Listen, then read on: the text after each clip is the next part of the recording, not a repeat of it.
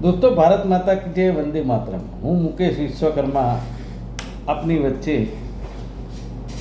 નવા મુદ્દા સાથે આવ્યો છું.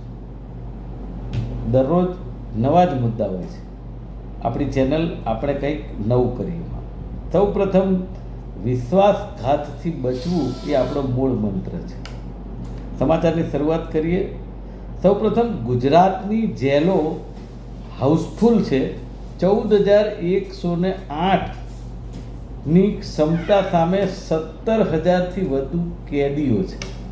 હવે આ વાત એટલા માટે આપણે કરીએ છીએ કે કામગીરી કરી છે પોલીસે અને જુદા જુદા વિભાગે, એટલે આ કેદીઓ પકડાયા છે અને જેલો ફૂલ છે.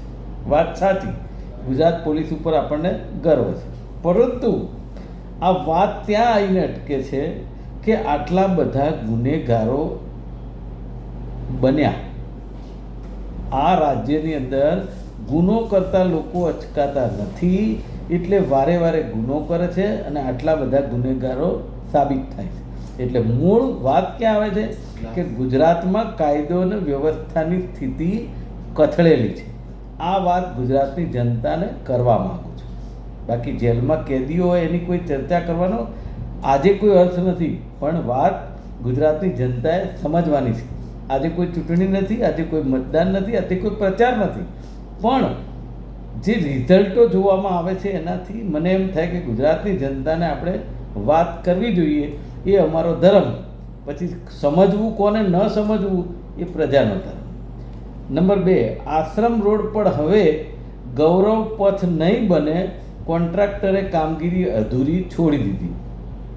તમે સમજો, પાલડી 4 રસ્તાથી વાડજ જંકશન થઈ આરટીઓ સુધીના માર્ગનું મેક ઓવરનું કામ અટક્યું છે, પણ તંત્ર પાસે જવાબ નથી.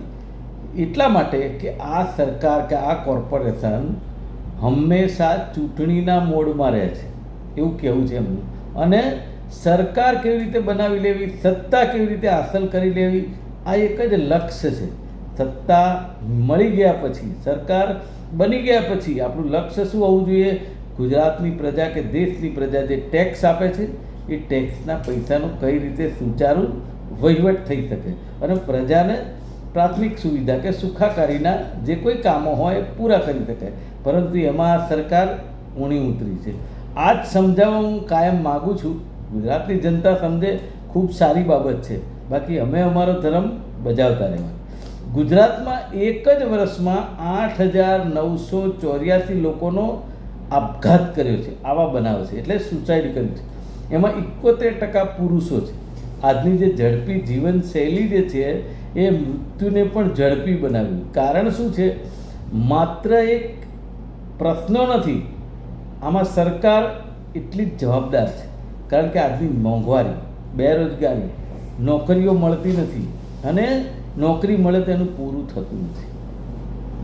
છોકરાઓને સ્કૂલે ભણાવવાના બીજા ખર્ચાઓ, એ માણસ મધ્યમ વર્ગનો જે પીસાય છે એનો હું અનુભવ કરી ચૂકેલો વ્યક્તિ છું. એટલે હું કહું છું કે જે સરકારને જે ધ્યાન રાખવા જેવી બાબત છે એ અગત્યની, સામાન્ય મધ્યમ વર્ગના લોકો અને મધ્યમ વર્ગથી નીચેના લોકો. આપણે ત્યાં લોકો કહે છે 3 ક્લાસના લોકો હોય છે, કે અપર ક્લાસ, લોઅર ક્લાસ અને મિડલ ક્લાસ. પણ હું 4 ક્લાસ કહું છું: upper class, middle class, lower class અને મિડલ અને લોઅરની વચ્ચેનો ક્લાસ, કે જે માગી શકતો નથી, મરી શકતો નથી, કોઈને કહી શકતો નથી અને છેલ્લે ભગવાનના ઘેર જવાનું પસંદ કરે છે. આના માટે સરકારે વિચારવાની જરૂર છે. સોશિયલ મીડિયામાં એક પોસ્ટ વાયરલ થઈ છે કે એક્સપ્રેસ હાઈવે પાસે તોડબાજી કરતા 2 ટ્રાફિક પોલીસ કર્મચારીઓ સસ્પેન્ડ થયા.